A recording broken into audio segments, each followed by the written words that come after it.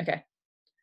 Okay, so I think from a societal or systemic point of view, it's something that we really needed. We needed to be stopped in our tracks, by something, because we were just going helter-skelter for yet more growth and more destruction of nature, more isolation, more destruction of society, erosion of values and sort of depth of experience. So this is stopping us in our tracks. It's making us become more introverted, spend time with our families, travel, well, not travel at all. No more travel.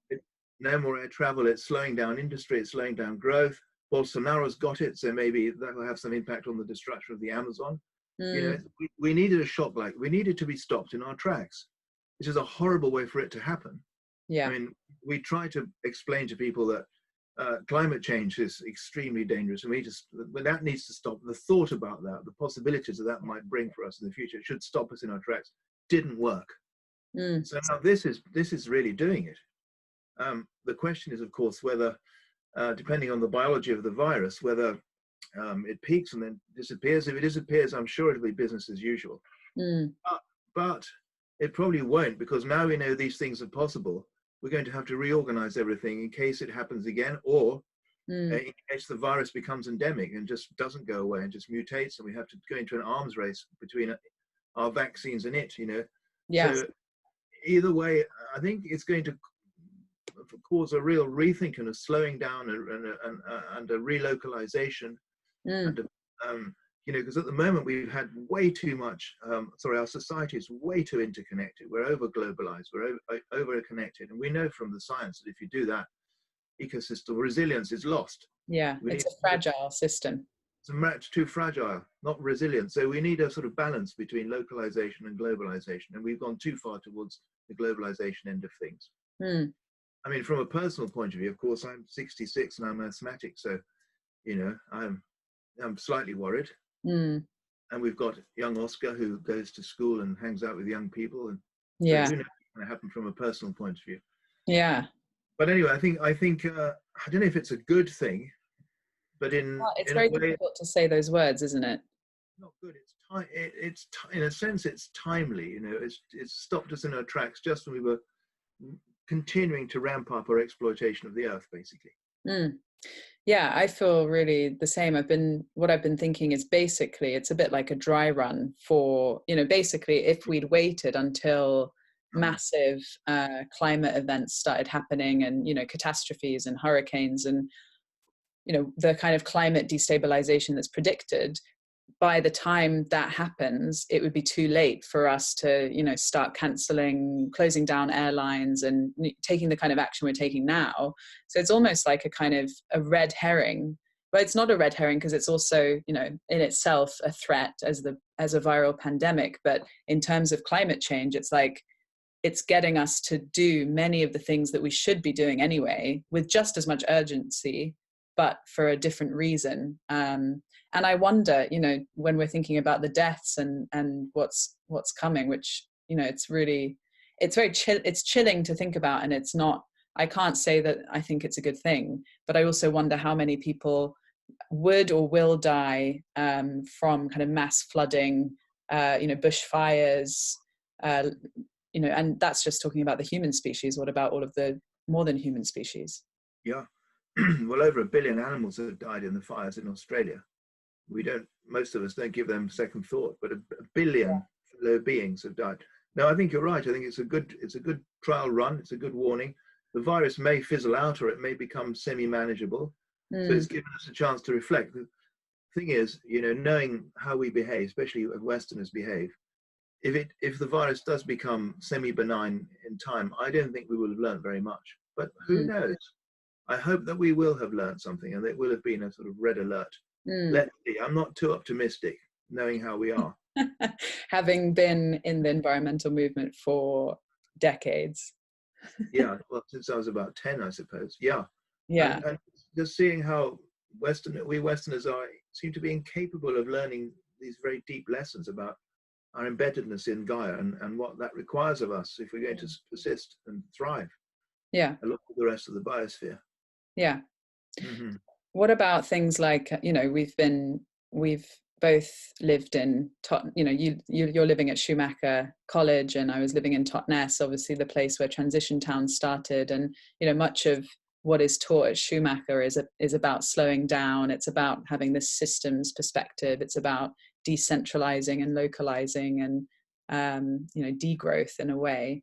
Do you think this could be a time where, is it the time to shine on the light on all of those solutions that we've been prototyping in these kind of smaller bubbles?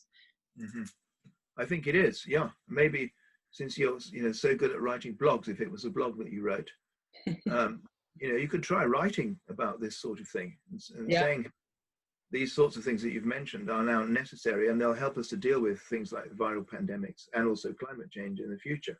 And by the way, climate change. Yeah. By the way, climate change. Yeah. Or as you said, it's a dry run for climate change.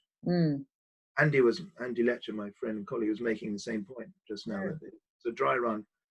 Yeah, it's a terrible thing. I mean, it's a shocking and horrible business. But on the other hand, from a Gaian point of view, I'm not going to ascribe any agency, that sort of agency, to Gaia, but it is a kind of slap in the face from Gaia. Although, I'm not saying Gaia has done it deliberately, although some people would say that. It's just a function of the level of interconnectedness that we've created in our global society. We're over-connected. Yeah. And we know from ecosystems that if any ecosystems that are over-connected, in other words, there are too many strong relationships between some of the species, those kinds of ecosystems are more liable to collapse. You need a lot of weak interactions and a few strong interactions. Weak interactions in our case would be more local in economic connections, buying locally, manufacturing locally. Hubs of loads of connectivity, and then, fewer connections between them. Yeah, and fewer connections with distant manufacturers of components like China, for example. Make them more local. You localize more. You do have some strong connections. In this case, strength would mean either the ecological footprint involved or the distance traveled. In ecology, it's not strength is really how much of another species you eat. But in our globalized sort of situation, it's more the distance traveled or the ecological footprint of a particular relationship, economic relationship.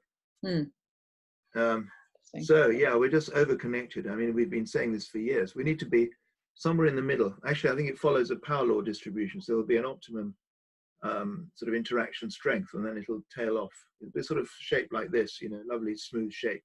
You could model it mathematically, probably. Yeah, there's some blog posts where people who like spreadsheets are all their graphs and plotting. So. I'm not going to do that. I'll leave it to them. Yeah.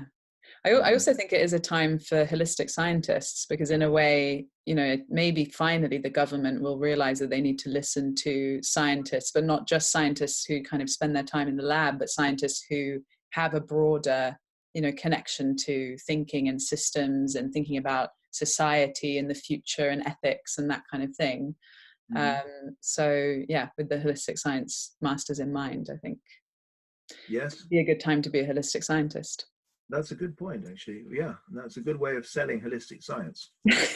Not that that's all we want to do, but no, the world definitely needs more of them. That's a good thought. So you don't think that Professor Whitty and the other guy who's the chief medical officer, or maybe I can't remember which is which, their strategy of herd immunity is a terribly good idea.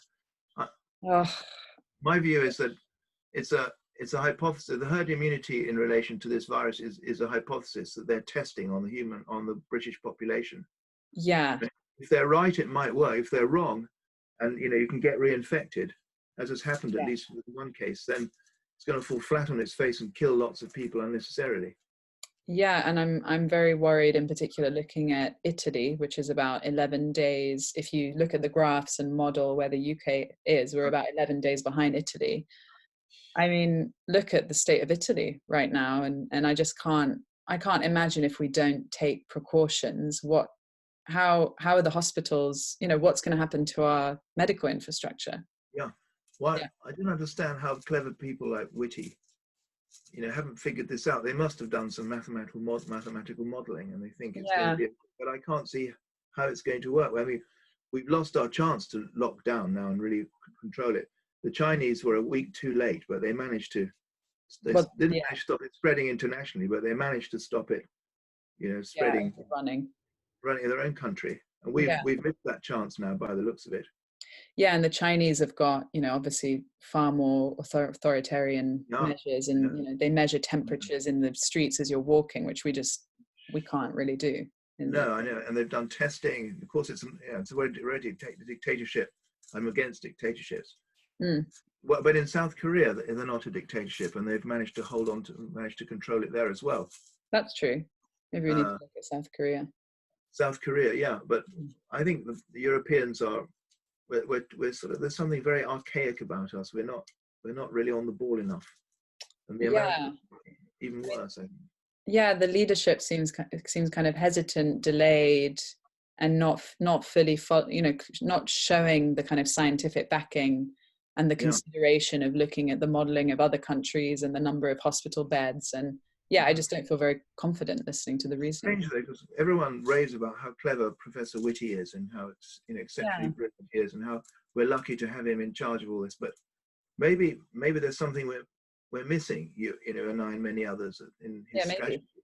I don't know. Maybe I I don't mean, know. we're in the experiment. We're on the edge, so Yeah. we will find out. Yes. So I just wanted, maybe if you've got any last final things you want to. Oh, I see, about the situation. Yeah. Um, well, only that this gives us a chance. I mean, start again. We're a very extroverted culture. We're always exteriorizing and going after the external things. This gives us a chance to go more inside, more to slow down. People who are self-isolating, to stay at home, hopefully not just watching Netflix the whole time, but meditating a little bit, contemplating, just watching your own inner process, maybe reading some poetry, listening to some good music, going for walks in nature if you can.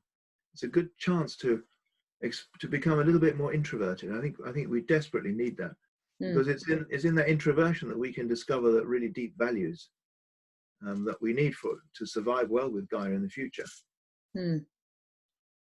Nice. Mm-hmm. I think that's a great message. Is there a book that you would recommend, if there was one book to recommend? I recommend, just off the top of my head, Memories, Dreams and Reflections by Carl Gustav Jung. I thought you would choose that one. Did you? That's a great choice.